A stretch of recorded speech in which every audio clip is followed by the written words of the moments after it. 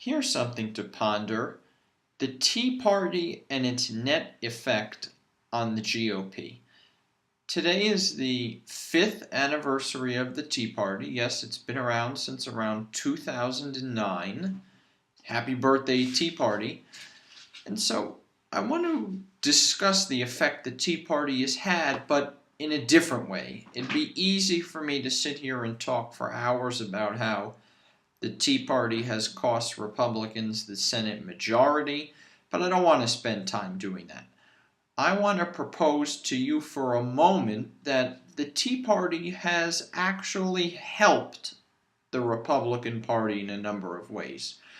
Overall, the good ways it's affected it and the bad, I think the net is a net bad effect. I think if you added and subtracted the good and the bad ways, there'd be more bad ways than good ways, i.e. the Senate would be in Republican hands right now. But I want to discuss the ways that the Tea Party has helped the Republican Party. I tweeted 2 tweets a little while ago, was in a couple months ago, and I came across them recently, and I wanted to read them to you, and then we'll discuss. The first one is: the Tea Party has been good for the GOP in that they have made the far-right positions of 6 or 7 years ago look mainstream and moderate now.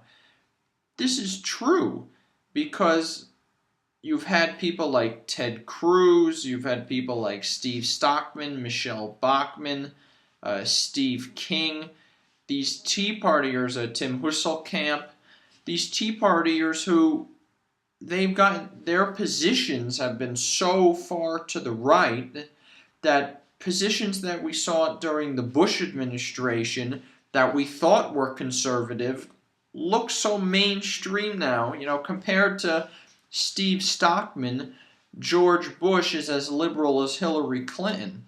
The other tweet is: the interesting thing about the Tea Party is that they've shifted the Republican Party to the right. Mitch McConnell and John Cornyn look moderate now. Mitch McConnell is the Senate Republican leader, and John Cornyn is the Senate Republican whip, so the second in command.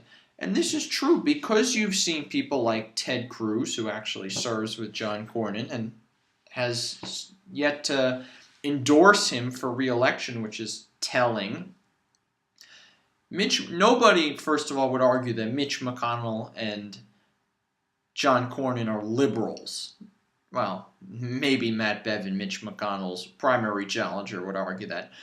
But no mainstream, real people would argue that Mitch McConnell is a liberal. And yet, compared to someone like Matt Bevin, his primary opponent, or Ted Cruz, he has become the new liberal in perspective of the Republican Party. And so the Tea Party has shifted the Republican Party to the right, where this used to be a conservative Republican. People that were here on the spectrum used to be conservative 7 or 8 years ago, like Mitch McConnell. But it shifted. This is Ted Cruz, where the people who were here, Mitch McConnell, used to be considered conservative but are now moderate. And so Republican Party-wise, it makes moderates and their ideas, i.e. Bush administration policy, seem so much more palatable and so much more moderate and decent now. That's good and it's bad. It shifts the Republican Party to the right, which turns off a lot of independent voters, and Democrats were never going to vote Republican anyway, so they've always been turned off. But in a sense, it has been good for the GOP.